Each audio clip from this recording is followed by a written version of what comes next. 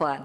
Terima kasih. Assalamualaikum warahmatullahi wabarakatuh. Pimpinan dan juga anggota yang saya hormati dan juga Pak Dirjen PHU beserta jajarannya. Itu setelah saya membaca sedikit dan juga tadi memperhatikan gitu kan. Lagi-lagi kenapa sih nggak tuntas dari kemarin gitu. Paling enggak kan kalau misalnya kita berbicara mengenai anggaran pelaksanaan, kita pikir saya aja pas tadi buka apakah ini ada tambahan lagi gitu kan, kenapa nggak dari kemarin gitu, jadi tuntas tas gitu loh, ya kan. Nanti kalau misalnya ada jenis lagi haji, nanti kita lagi ada anggaran lagi, usulan lagi anggaran haji, kapan berangkatnya itu. Karena yang kita tahu bahwa dengan adanya jumlah yang tidak signifikan ini, seperti tadi disampaikan dari teman terdahulu, kenapa sih nggak sekalian gitu kan. Dan ini juga toh juga kita juga anggarannya kalau kita hitung dari tadi usulan dari 5,6 miliar kemudian dibagi dengan jumlahnya kan hanya sebesar bukan hanya sih sebenarnya sebesar 319,718,6. Nah itu. Nah kenapa dengan jumlah ini tidak kita poskan masing-masing? Kenapa harus juga dipisah-pisah lagi? Belum lagi kita mengurai dengan beberapa anggaran yang disampaikan ke Bapak. Mungkin kan di sini ada pendistribusian gelang identitas jemaah. Apakah modelnya lain?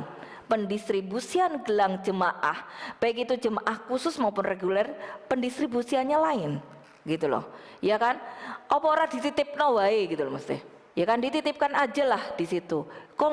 Toh juga nggak seberapa, dan ini juga kan bukan berarti di sini bahwa jemaah khusus itu di tempat yang khusus gitu kan, enggak, tetapi kan menyebar sama dengan reguler. Kenapa ini harus dibedakan? Atau mungkin packagingnya lain atau apa? Nah ini kan enggak gitu kan, setahu saya enggak itu. Terus kemudian adanya juga pengadaan buku manasik jemaah haji khusus. Itu apa mungkin doanya lain di dalamnya, ya kan? Karena haji khusus jadi doanya lain gitu kan. Karena yang berangkat mungkin dianggap lain gitu. Nah itu saya nggak ngerti. Nah belum lagi yang lain-lain di sini. Makanya bukan berarti kita berbicara masalah 319 ribunya gitu kan. Tetapi anggaran ini kenapa sih nggak sekalian kemarin, dan kenapa juga tidak disatukan kepada pembiayaan yang sudah ada. Toh ini juga tidak seberapa besar dan jumlahnya tidak terlalu signifikan seperti tadi disampaikan. Kalau misalnya itu dititipkan aja gitu kan toh juga nggak terlalu banyak gitu, satu. Terus yang kedua, kita tahu bahwa penyelenggara umroh haji plus ini kan juga sudah paham sebenarnya gitu kan. Terus kemudian jemaahnya juga yang akan berangkat kan juga boleh dikatakan mayoritas mampu di situ, ya. Terus kemudian saya setuju sekali kalau memang di dalam pengawasan dan juga pelayanan memang diberikan kepada seluruh jemaah Indonesia yang berangkat, baik itu khusus maupun reguler, itu tidak ada perbedaan. Tetapi bagaimana menata manajemen pembiayaan itu yang harus kita cermati lagi. Jangan sampai ini juga ada usulan lagi kayak kemarin kan, rapat kemarin walaupun saya sepintas dengan adanya, saya nggak ngerti apakah salah hitung ataukah dengan adanya perubahan yang terjadi yang di luar dari prediksi kita kemudian tidak terhitungkan sehingga harus ada tambahan lagi, ini pun sama gitu loh.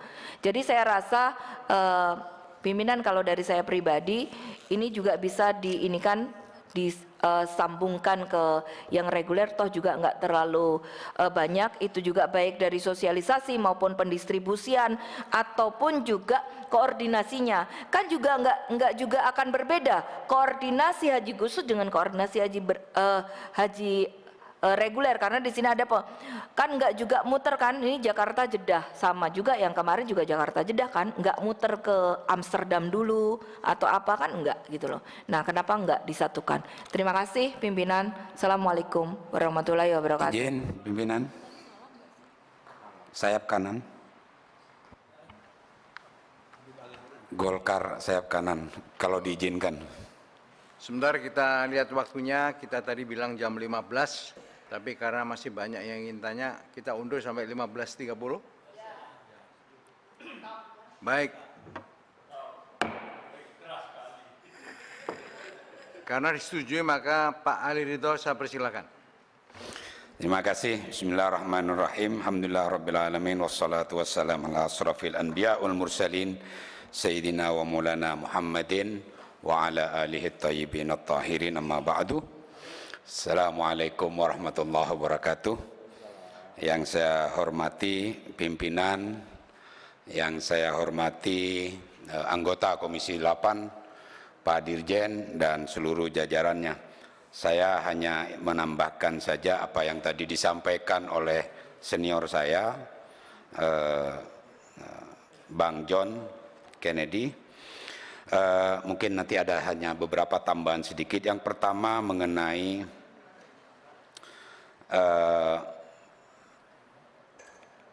visa di luar visa reguler dan haji khusus. Tadi juga ada pertanyaan kalau tidak salah dari Pak Huda terkait visa furodah ataupun visa mujamalah. Pemahaman saya, dua visa ini sebenarnya memiliki warna yang sama sebenarnya, tidak ada perbedaan, hanya bedanya yang saya ketahui di persoalan waktu. Kalau visa mujamalah itu waktunya lebih panjang prosesnya. Dari bulan ini Ramadan sudah bisa diurus nih. Tapi furodah nanti Pak, di ujung nanti, di biasanya Dzulqa'dah mungkin itu baru bisa. Nah, yang ingin tadi disampaikan adanya proses penipuan terhadap jamaah haji. Sepanjang sepengetahuan saya, peristiwa yang terjadi penipuan terhadap jamaah bukan terhadap jamaah haji reguler. Betul Pak? Ada nggak yang reguler Pak? Adanya itu ada yang di jamaah haji khusus, termasuk di jamaah haji furodah. Nah, persoalannya jamaah haji furodah ini masuk dalam bagian kuota jamaah haji Indonesia tidak? Karena sekali lagi pemahaman saya, ketika kita tanya kepada Kementerian Haji di Arab Saudi, persoalan visa furodah ini tidak menjadi bagian daripada kewenangan Kementerian Haji. Nah, saya mengambil kesimpulan itu, visa furodah yang masuk di Indonesia, orang-orang yang berangkat haji menggunakan visa furodah tidak, ini penafsiran saya, pemahaman saya, nanti Pak Dirjen bisa jelaskan, tidak masuk dalam kuota jamaah haji. Makanya furodah itu tidak menggunakan antrian, lebih cepat lagi daripada visa haji khusus. Nah, potensi penipuan, kalau tadi Pak Ibnu katakan ada, biasanya ini jamaah haji khusus itu karena dia mampu, maka kemungkinannya orang-orang tersebut memiliki pendidikan menengah ke atas juga. Itu pun masih ada yang mau mendaftarkan hari ini, tahun ini untuk berangkat tahun ini atau bahkan tahun depan. Dan dijawab, dan saya pikir apa yang disampaikan Pak Ibnu benar, nggak mungkin. Kalau bicara aturan, tidak mungkin. Furodah itu Pak, Bapak bayar sekarang, proses sekarang, bisa berangkat haji tahun ini. Nah, yang haji khusus aja ada penipuan, apalagi yang furodah. Jangankan, ini perlu saya sampaikan juga Pak Dirjen, jangankan orang-orang yang di luar sana, anggota DPR aja yang kena tipu terhadap visa furodah Pak. Justru yang saya sampaikan saya Pak. sama ada beberapa anggota DPR lain Pak. Sampai sekarang belum selesai Pak. Tapi memang kadang-kadang kita nggak boleh tertipu oleh tampang. Orang melihat saya itu sangar, padahal saya ini hatinya baik gitu loh. Artinya saya sampai sekarang kemudian tidak terlalu mempersoalkan, bahkan memperkarakan atau meramaikan, tidak. Tetapi yang ingin saya sampaikan, anggota DPR, dan ini benar Pak. Wah, oke, ada selingan joke, tapi bahwa ada beberapa anggota DPR yang juga kena tipu dalam tanda petik, ya selama uang itu tidak dikembalikan, apa artinya? Penipuan. Itu sehingga yang ingin saya sampaikan adalah, adakah kemudian punishment yang harus dikeluarkan oleh Kementerian Agama terhadap para pelaku-pelaku yang melakukan penipuan itu? Semestinya harus ada.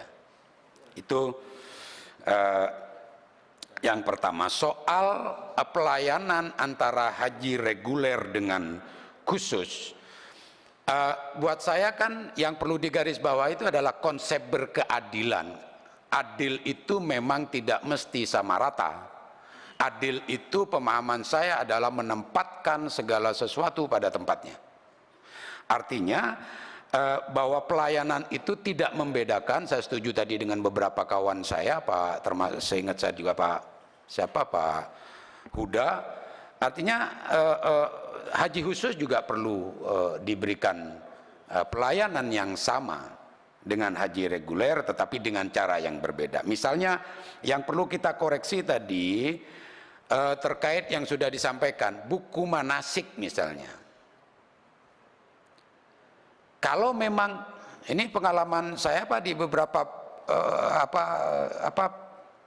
PIHK itu biasanya sudah menyiapkan buku-buku manasik dan perlengkapan lainnya, sehingga itu mungkin bisa mengurangi biaya tersebut. Jadi pelayanannya kita setuju untuk disamakan antara reguler dengan khusus, karena mereka sama-sama melakukan pendaftaran, pembayaran uang yang di muka. Yang pertama. Yang kedua Pak, soal kuota. Sekali lagi saya ini bukan bertanya, sebenarnya menambahkan saja. Kuota haji ini kita mengacu kepada peristiwa tahun lalu yang kemudian upaya dari pemerintah. Kita di beberapa kali rapat Komisi 8 mendesak Menteri Agama, meminta Menteri Agama untuk kalau bisa Presiden yang datang ke Arab untuk melakukan lobby supaya mendapatkan tambahan kuota, karena memang itu sulit sekali. Tapi begitu kemudian Indonesia kemarin mendapatkan tambahan kuota, akhirnya kemudian tidak bisa dimanfaatkan. Saya memahami, tidak perlu panjang lebar kemudian kenapa kemudian tidak bisa dilakukan, tetapi yang ingin saya sampaikan, seandainya tahun ini ada tambahan kuota tersebut, kami berharap itu bisa dimanfaatkan sebaik-baiknya, sehingga tidak seperti yang kemarin kuota tersebut kemudian tidak terrealisasi.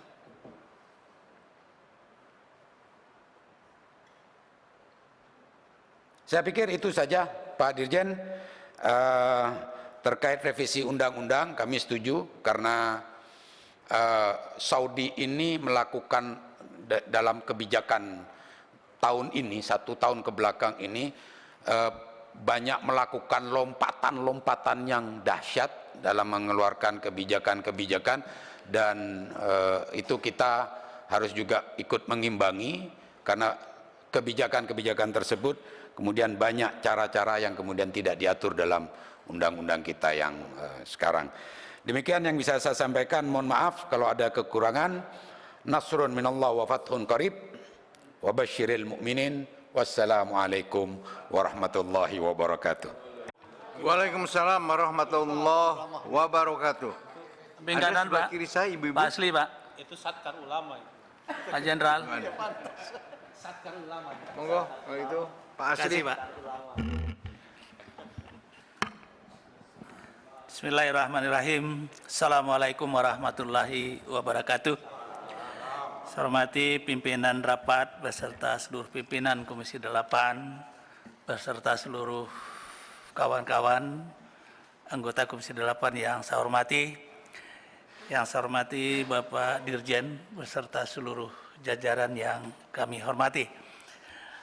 Saya mohon waktu sedikit saja Pak Jenderal, karena tadi waktunya sudah ditambah, mudah-mudahan nggak ditambah lagi. Pertama, mohon dijelaskan mengenai adanya penggunaan anggaran pada usulan biaya operasional haji khusus seperti dijelaskan pada paparan, yaitu anggaran untuk pengawasan penyelenggaraan ibadah haji khusus dan mujamalah di Arab Saudi dengan anggaran 1,1 miliar. Terdapat 9 orang yang akan berangkat untuk menjadi petugas pengawas haji khusus dan mujamalah. Pertanyaan siapa saja yang 9 orang yang akan berangkat tersebut? Dari kuotanya menggunakan kuota petugas haji regulerkah atau kuota petugas haji khusus? Yang kedua, atas usulan penggunaan nilai manfaat keuangan haji untuk pengawasan haji khusus yang diambil nilai manfaat setoran awal jemaah haji khusus dengan usulan sebesar 5,6 miliar, pada prinsipnya kami menyetujui dengan catatan agar biaya operasional tersebut digunakan secara transparan dan benar-benar untuk kepentingan jemaah haji. Nilai 5,6 miliar tersebut sangat sedikit dibandingkan dengan pentingnya pelayanan yang harus disediakan oleh pemerintah untuk melindungi dan mengawasi para jemaah haji khusus. Ketiga, terakhir, dalam kesempatan ini saya juga ingin menegaskan bahwa jemaah haji khusus pada prakteknya di Arab Saudi banyak yang dilayani oleh para petugas haji reguler, terutama jika jemaah haji khusus tersebut terpisah dari rombongannya.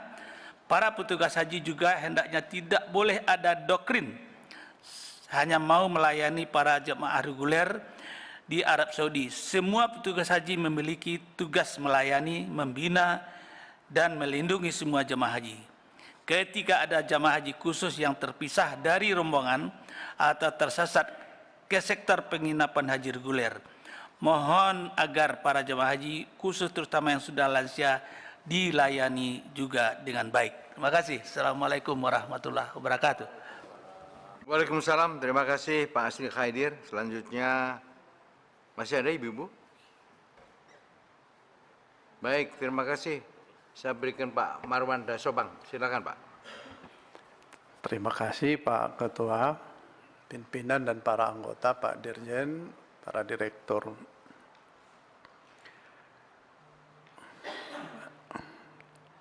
Hari ini sebetulnya Dirjen bukan minta tambahan anggaran, nggak ada tambahan anggaran. Jangan salah memahami kita. Kita yang mengundang Dirjen untuk memperjelas mengenai haji khusus. Karena di dalam undang-undang, haji khusus ini ya memang spesial, tidak kita urusi di dalam pasal-pasal, di pasal 63 di Undang-Undang Haji ini, semuanya PIHK wajib bertanggung jawab, seluruhnya. Bahkan tadi yang disebutkan itu. Jadi kita, makanya di dalam hasil panja kita dengan BPIH dan BIPIH itu tidak kita sebut. Tapi, kalaupun tidak seperti itu, kami ingin bahwa apa yang disampaikan oleh para anggota tadi itu bisa kita kontrol.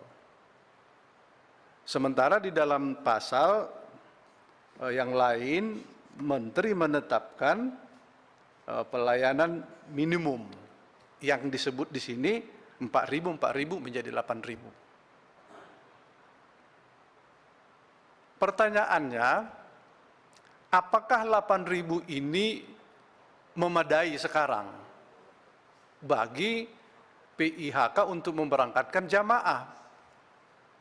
Karena tidak memadai, mereka bersiasat. Ya, tadi ada beberapa contoh lah, ada yang menambahkan 12.000 dan lain-lain. Nah, Pak Aceh dalam diskusi kami itu, yang diperbolehkan itu sebetulnya berapa? Karena yang disebut di sini di undang-undang hanya minimalnya saja, layanan minimal. Maksimalnya itu berapa? Lah, apakah penambahan dari 8.000 ini sesuai dengan fasilitas yang naik? Atau jangan-jangan dia menambah pembiayaan dari 8.000, tapi fasilitasnya seperti yang disebutkan 8.000. Karena yang tidak kita atur, boleh dia umpamanya menambah, karena si jamaah menambah fasilitas. Minta dimatikan dulu lah, AC-nya dimatikan sementara.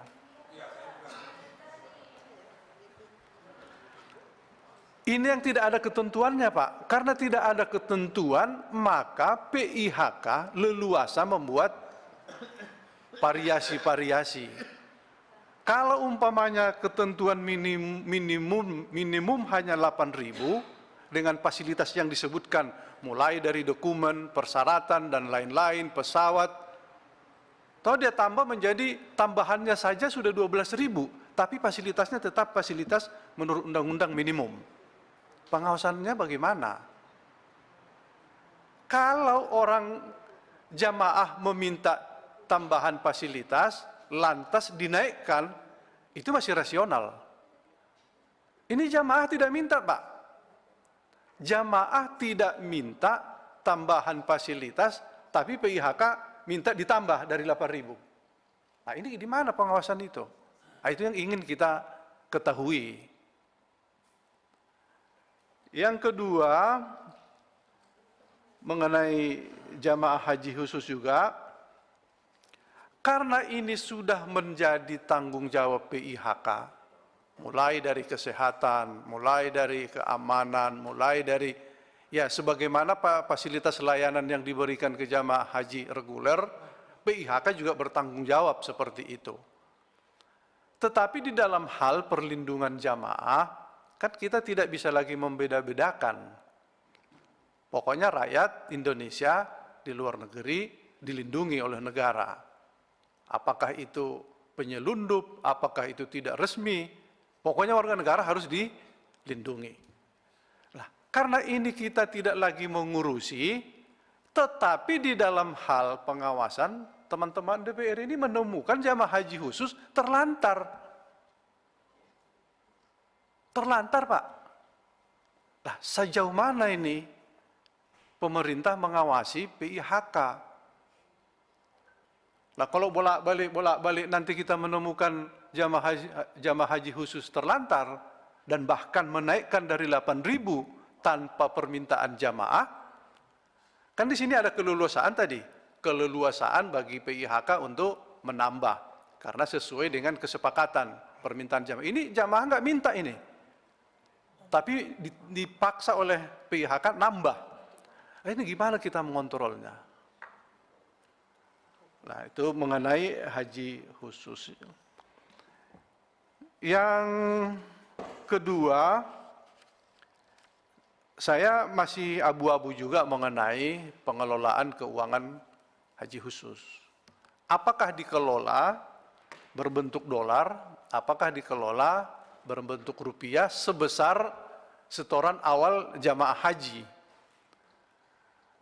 Nah, sepanjang pengetahuan yang kami diskusikan bersama PIHK, mereka tidak memanfaatkan nilai manfaat dari pengelolaan keuangan haji. Yang dikembalikan itu adalah sebesar yang disetorkan. Sementara penjelasan Dirjen tadi itu dikembalikan sebesar setoran dan nilai manfaat. Tapi itu penyampaian loh, Pak. Ditertulis nggak ada. Penyampaian Bapak aja, tertulis di sini tidak disebutkan. Ya, di dokumen ini, kalau ada dokumen lain kan kita nggak tahu. Bapak simpan sendiri kan nggak tahu kita.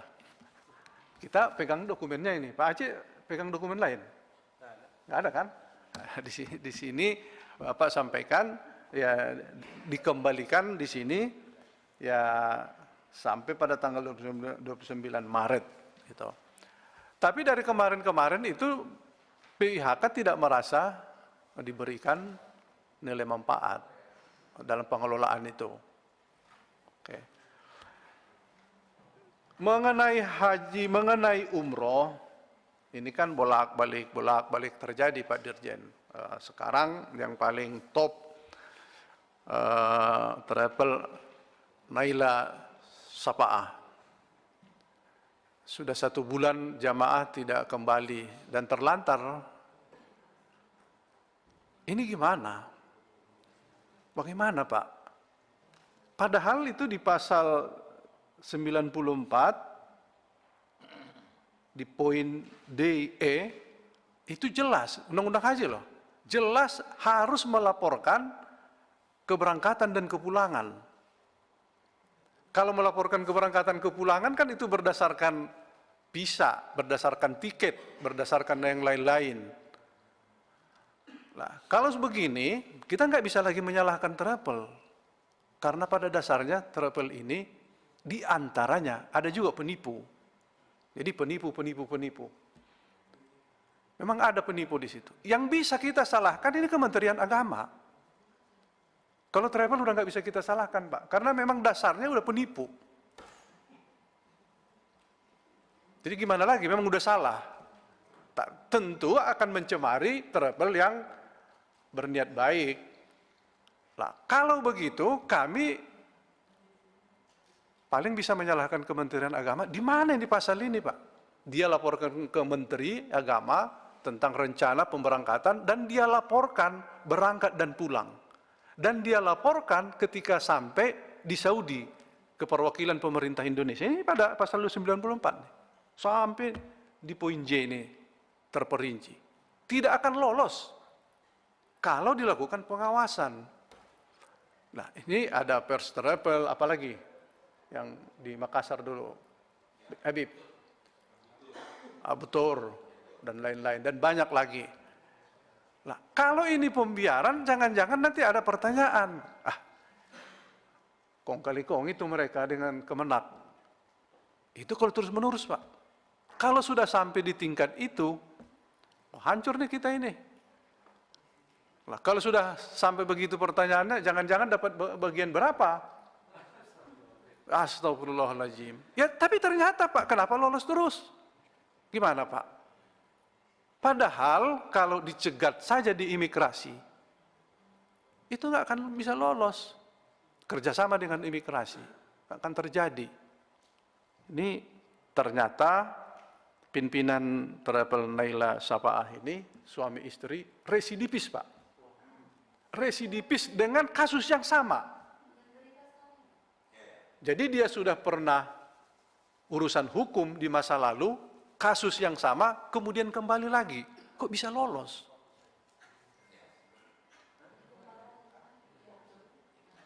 Tuh. Yang kedua, mengenai pelanggaran nih, Pak. Baik haji khusus, baik haji reguler, baik yang memakai negara orang lain. Kan tadi prinsip perlindungan di Undang-Undang Haji ini kita mengacu kepada prinsip tanggung jawab negara terhadap warga. Jadi kita itu mengacu ke Undang-Undang Kementerian Luar Negeri. Jadi semuanya warga harus dilindungi. Mau legal mau tidak legal itu harus dilindungi. Kalau begitu kewajiban kita jangan sampai lolos. Kalau sudah sampai di sana pasti kena hukum, Pak. Maka jangan abai pemerintah yang tidak boleh. Karena ini wewenangnya ada di Kementerian Agama, maka harus mampu berkoordinasi dengan seluruh stakeholder. Jadi kalau ingin perjalanannya ini ingin haji, mau lewat mana, jalan tikus dan lain-lain, ya pemerintah harus mencegah di sini, nggak boleh berangkat. Lah kita begitu mendarat Pak di tahun lalu haji itu, ternyata ada jamaah yang hampir ditangkap, tapi malah terakhir mau diloloskan oleh pihak Saudi. Lah itu membuat amburadul, hukum kita akan berantakan. Ada 83 jamaah mau diloloskan oleh pihak Saudi, padahal kita tidak boleh. Berarti kesalahan kita kenapa sampai bisa berangkat? Ya bisa saja kita sebut berangkatnya lewat Singapura, lewat Malaysia, lewat Filipina, tapi sebetulnya ketika dokumen perjalanan ingin berangkat haji, lewat di sana tidak boleh berangkat. Kalau sudah sampai di sana nggak boleh kita bilang, oh dia kan penyelundup, ya silakan aja rasakan. Itu nggak seperti itu undang-undangnya Pak. Siapapun harus kita lindungi. Berarti kesalahan kita kenapa bisa lolos, bahkan Pak, bahkan mereka berangkat itu sudah pakaian umroh. Sudah pakaian umroh Pak di pesawat. Kan sudah tahu kalau mereka mau berangkat haji kok. Mas, kenapa bisa lolos? Itu kan keteledoran kita. Jadi saya kira kalau mau berkelit, mau mengelak sih bisa saja. Kan itu kesalahan imigrasi. Berarti koordinasi tidak ada. Nah, hal-hal ini kemudian mengenai visa. Tadi teman-teman menyampaikan memang sekarang undang-undang kita tidak mengakomodir itu, tapi kan terjadi Pak. Undang-undang kita hanya mengakomodir visa reguler, visa haji khusus. Tapi nyatanya kan berjalan mujamalah. Mujamalah pun varian-variannya luar biasa. Sebelum undang-undangnya direvisi, langkah kita apa? Harus ada regulasinya Pak.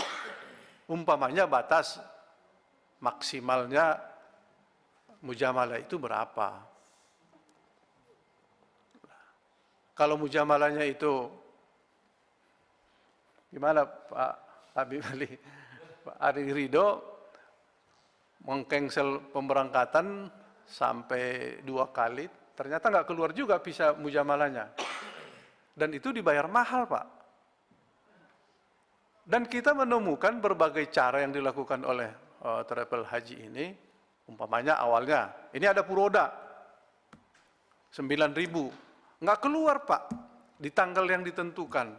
Karena nggak keluar, dia malah minta tambah. Oh nggak cukup Pak, ternyata 9.000 nggak bisa. 12.000, sotor lagi Pak. Akhirnya, ternyata tidak keluar. Yang dikembalikan berapa Pak? Yang dikembalikan 9.000. Sisanya itu kebutuhan administrasi. Nah ini harus kita urus Pak. Pak Aceh mengundang kita rapat pada hari ini, dari diskusi kami kemarin, ini penting. Kan nanti kembalinya ke kita Pak Aceh, urusan ini. Kalau banyak yang tertipu. Di satu saat ini akan menjadi bom waktu Pak. Semua orang mau berangkat haji. Daftar tunggunya panjang. Tiba-tiba ada kesempatan. Kesempatan ini, awalnya mungkin si travel tidak punya niat untuk menipu. Berangan-angan ya.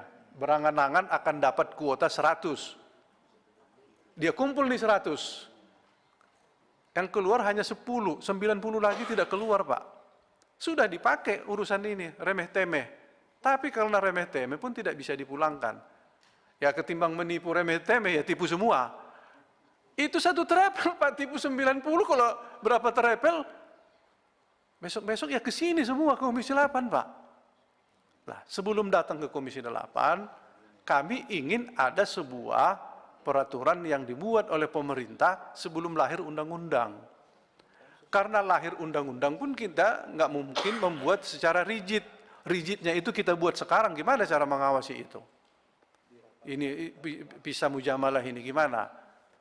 Pokoknya semua visa yang akan berangkat haji, siapapun yang memberangkatkan, lapor dulu dengan pemerintah. Dan kita buat ketentuan, itu harus ada harga maksimalnya. Sama mungkin dengan haji khusus. Jadi kalau ada jamaah yang ingin minta tambahan layanan, ya silakan saja. Dan sebetulnya profil visa mujamalah itu seperti apa profilnya itu? Dan layanannya seperti apa? Nah kami nggak tahu juga itu. Kita bolak-balik juga ke Saudi dan pengawasan, nggak tahu kita seperti apa. Umpamanya kalau kita bayar nih visa mujamalah, fasilitasnya apa?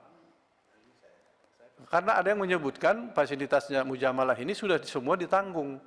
Kalau kita sudah bayar visanya, kita bayar masair, itu semua sudah ada. Hotelnya ada, makannya ada, transportasinya ada, dan semuanya. Tapi nyatanya oleh travel haji ini atau travel pemberangkatan haji ini semua, mereka mengutip lagi. Dan biasanya mereka memulai dengan cara membayar visa dulu, Pak Ali. Setelah dibayar visa, nggak bisa berangkat. Ternyata ada masair, 5.000 lagi Pak, masair. Berlapis itu. Jadi ibarat beli handphone. Begitu dibeli handphone, ternyata nggak bisa hidup. Jadi nggak bisa itu Pak Kiai. Memang ternyata harus bikin tower lagi kita. Kiainya itu bikin tower lagi Pak. setelah bikin tower beli pulsa lagi, kan itu panjang sekali. Nah ini jangan kita biarkan nih jamaah kita seperti itu. Ini luar biasa.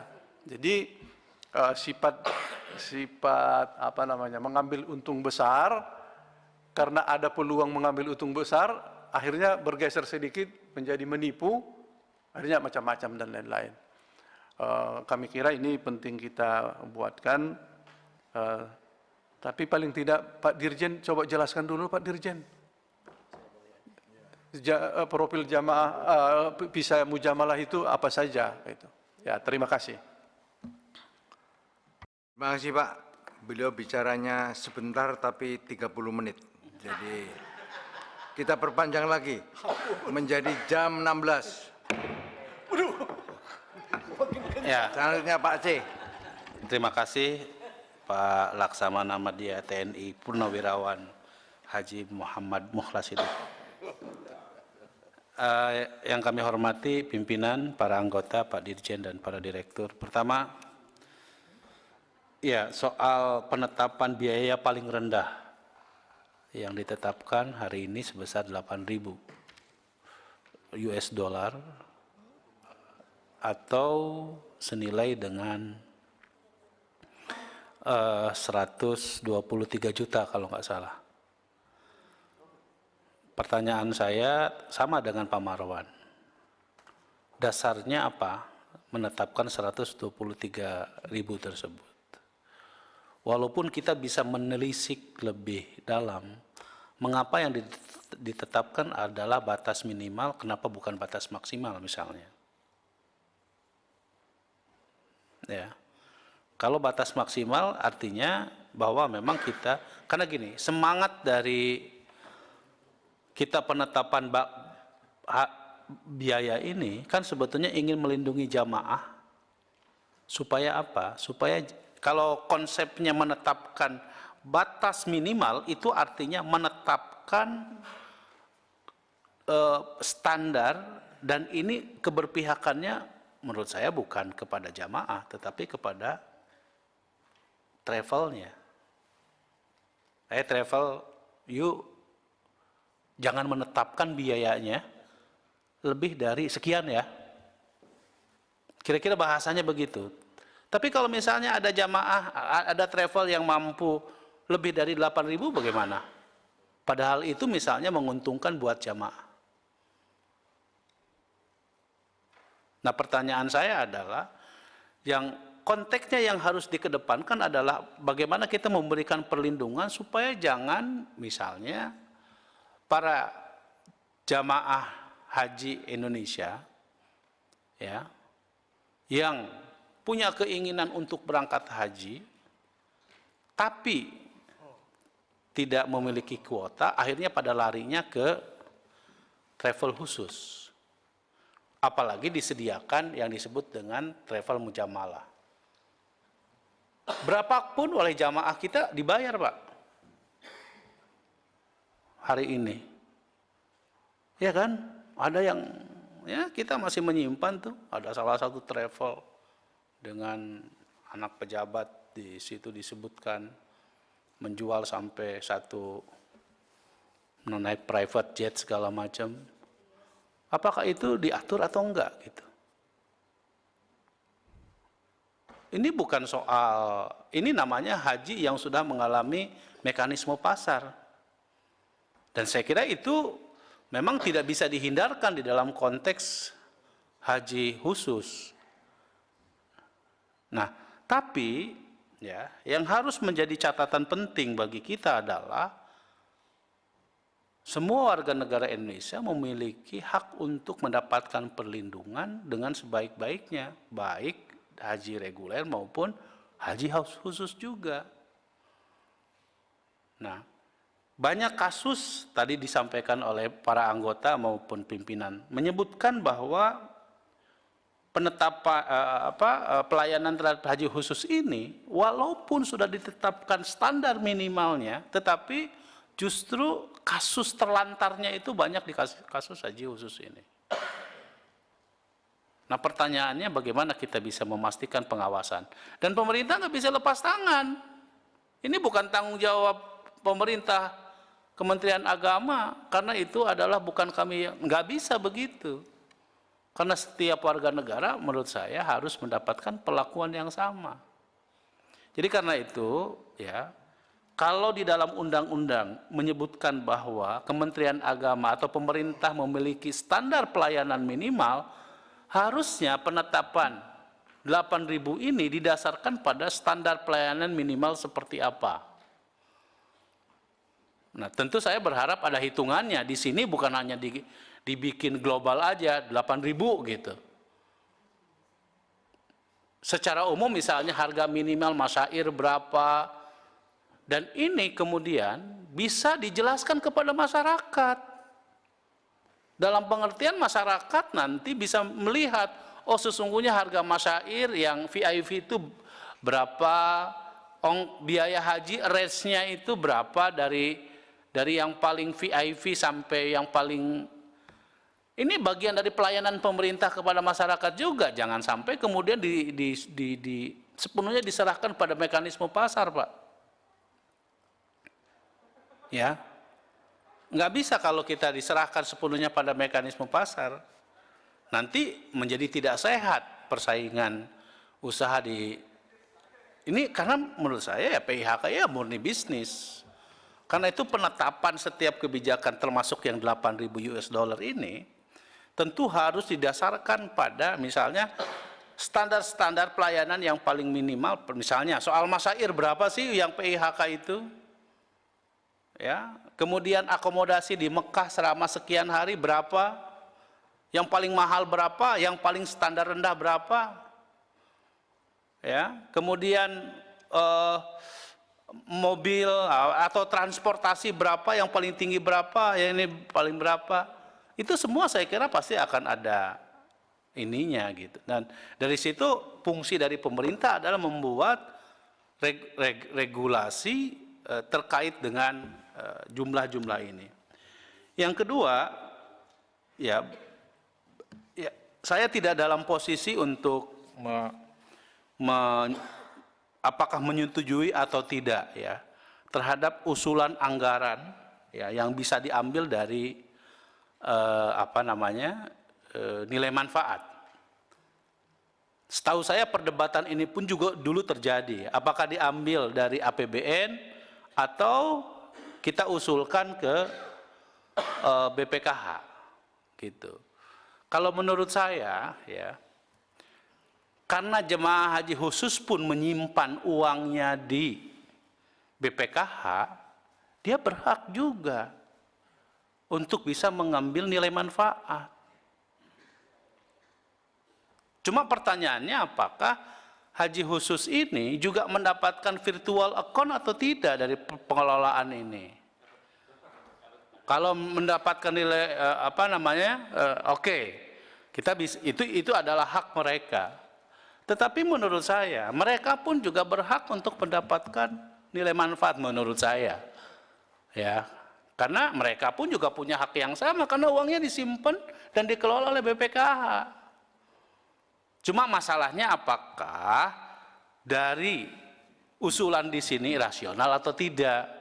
Kalau saya berpikir ada beberapa hal yang perlu ditinjau ulang, misalnya soal buku manasik haji apa perlu biasanya setiap PIHK itu sudah punya panduan sendiri.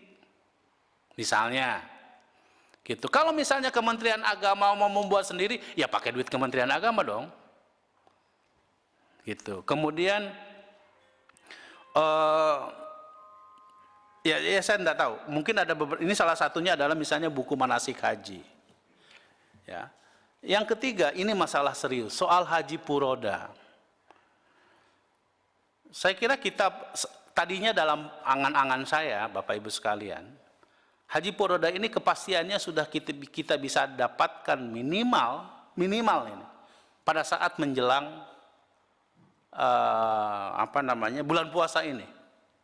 Sudah ada kepastian bahwa pemerintah Arab Saudi mengumumkan ya sebagaimana haji reguler gitu, bahwa pemerintah Indonesia mendapatkan Indonesia mendapatkan kuota haji puroda sekian dan itu bisa distribusikan kepada travel-travel khusus gitu. Tapi kan kita sampai sekarang nggak bisa karena itu adalah kewenangan dari pemerintah Arab Saudi sendiri.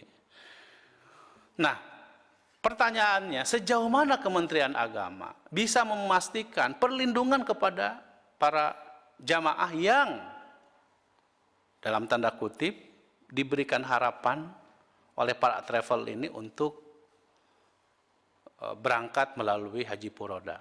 Banyak kawan-kawan saya termasuk anggota DPR juga, istri dari anggota DPR udah walimatus safar, udah perpisahan, gak jadi berangkat. Ya kan? Ya, jangan saya nggak mau menyebutkan nama. Untung istri saya sendiri nggak bisa berangkat. Ya, jadi maksud saya itu berkat dibantu sama Pak Marwan. Menteri Agama aja bilang sama saya nggak bisa. Jadi maksud saya kondisi seperti ini nggak bisa dibiarkan. Furoda akan selalu menjadi masalah bagi proses penyelenggaraan haji kita. Karena itu perlu penyelesaian yang serius dari Kementerian Agama. Setidaknya perlu ada upaya pembicaraan. Ya, saya nggak mau ini deh. Saya kadang-kadang suka geli gitu. Melihat kalau kita ketemu dengan pihak pemerintah Arab Saudi di Arab Saudi, seakan-akan kita nggak pernah punya masalah serius. Padahal ada punya masalah serius. Apa itu? Furoda ini. Coba deh kalau saya lihat kemarin ketemu sama pihak Arab Saudi. Coba ada nggak yang ngomongin soal furoda? Di dalam pembicaraan-pembicaraan, nggak ada. Karena nggak berani menyampaikan secara khusus, karena dianggap itu adalah kewenangan dari pemerintah Arab Saudi. Tapi menurut saya itu harusnya disampaikan kepada pemerintah Arab Saudi. Soal haji furoda ini. Kalau buat pemerintah Arab Saudi, mungkin mereka seenaknya aja mengeluarkan visa. Tetapi bagi rakyat Indonesia, ini bisa menjadi masalah serius. Menjadi bom waktu yang bisa menimbulkan, ya tadi disampaikan oleh Pak Mauran misalnya. Ada beberapa di antara para misalnya pihak travel yang sekarang aja banyak ke daerah-daerah menawarkan bisa berangkat asal 300 juta. Sudah banyak yang kayak begitu. Asal 400 juta, asal 500 juta, kan nggak benar. Padahal belum ada kepastian apapun dari pemerintah Arab Saudi. Celah itu yang dimanfaatkan. Karena itu Pak Dirjen, menurut saya mesti ada satu terobosan, entah itu terobosan diplomatik atau pendekatan dari pemerintah untuk bisa memastikan soal haji furoda ini jangan sampai selalu menjadi masalah di setiap tahunnya dari proses pemberangkatan haji. Yang keempat, yang terakhir, tentu kami tadi disampaikan oleh Pak Marwan juga ingin mempertegas soal 500 jamaah umroh yang terlantar dari PT NSWM yang total kerugiannya sebanyak 100 miliar itu. Saya tidak tahu apa, mungkin maksudnya adalah umroh atau apa gitu ya. Tetapi kita juga patut bersyukur, di satu sisi kan pemerintah Arab Saudi kemarin sudah membuka kesempatan bahwa tidak ada lagi yang namanya visa umroh kan.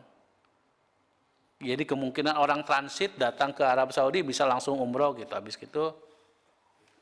Ya kan ada kebijakan kayak begitu. Itu juga akan semakin mempersulit pengawasan pemerintah di dalam konteks pelaksanaan ibadah umroh nanti. Nah karena itu tentu kita sudah beberapa kali kan dijelaskan oleh pihak Kementerian Agama, kita sudah punya sistem informasi, SIPATU itu apa? Sistem informasi pengawasan umroh. Yang menurut saya kalau rigid, ya kalau kita konsisten dengan itu, ya seharusnya tidak ada lagi yang namanya penipuan-penipuan itu. Kalau rigid, kalau konsisten menjalankan SIPATU itu. Tapi kenapa kita masih kecolongan?